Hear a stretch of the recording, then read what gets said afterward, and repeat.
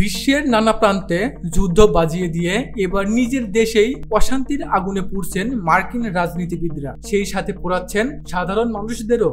এ যেন রাজার যুদ্ধ, প্রাণ যায় প্রজার।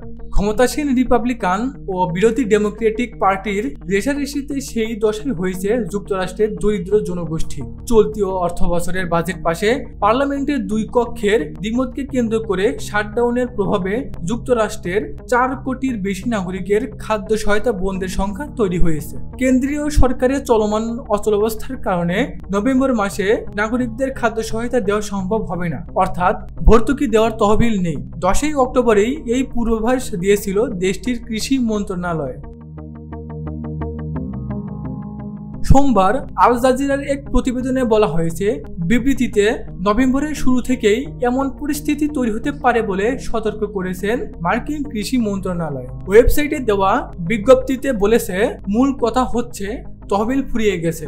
এই অচলাবস্থার জন্য সিনেটে থাকা ডেমোক্রেটদের দায়ী করছে কৃষি বিভাগ। Illinois, New York, North Carolina, Texas, Wisconsin সহ অনেক রাজ্য কর্মকর্তারাই বলছেন, শাটডাউন অব্যাহত থাকলে এসএনএপির নভেম্বরে সুবিধা নাও পেতে পারেন অংশগ্রহণকারীরা। একই মন্তব্য করেছেন ফ্লোরিডার শিশু ও পরিবার বিভাগের একজন মুখপাত্র।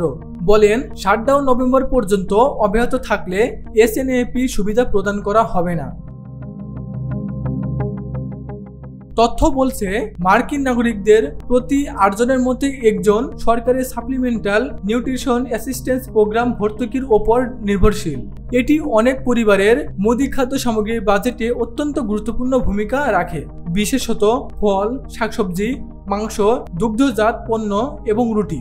তবে চলতি মাসের শুরুতে ট্রাম্প প্রশাসন এই সহায়তা অব্যাহত রাখতে প্রয়োজনীয় জরুরি তহবিল ব্যবহার করতে অস্বীকৃতি জানায়। প্রশাসনের যুক্তি, ওই অর্থ প্রাকৃতিক দুর্যোগ বা জাতীয় সংকট মোকাবেলার জন্য সংরক্ষিত, তাই তা সাধারণ বাজেট ঘাটতি পূরণে ব্যবহার করা যাবে না। এর ফলে নভেম্বর মাস থেকে 4 কোটি 20 লাখেরও বেশি নাগরিক, যাদের অনেকেই নিম্ন আয়ের পরিবার ও প্রবীণ নাগরিক, খাদ্য সহায়তা হারানোর ঝুঁকিতে পড়েছে। এদিকে প্রশাসনের এই সিদ্ধান্তের তীব্র নিন্দা জানিয়ে ডেমোক্রেট কংগ্রেস ওমেন রোজা ডিলাউরো ও অ্যাঞ্জি ক্রেগ একে ট্রাম্প প্রশাসনের অন্যতম নিষ্ঠুর ও বেআইনি পদক্ষেপ বলে মন্তব্য করেছেন। তারা এক বিবৃতিতে বলেন, সরকার যখন সাধারণ মার্কিনীদের খাবারের টেবিল থেকে রুটি কেড়ে নিচ্ছে, তখন একদিকে আর্জেন্টিনাকে অর্থনৈতিক সহায়তা দিচ্ছে, অন্যদিকে হোয়াইট হাউসের নতুন বলরুম নির্মাণ করছে। এটি লজ্জাজনক ও মানবিক দায়িত্বহীনতা। Uttara news international desk.